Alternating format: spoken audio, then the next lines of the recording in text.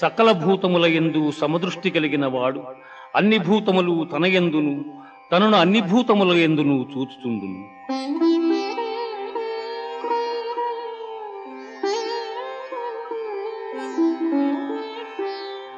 అసంశయం మహాబాహో మనోదుర్నిగ్రహం చలం అభ్యాసేన తు కౌంతేయ వైరాగ్యేణ చ గృహ్యతే.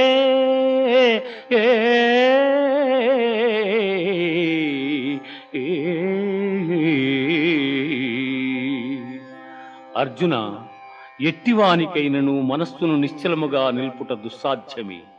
అయినను దానిని అభ్యాస వైరాగ్యముల చేత నిరోధింపవచ్చును.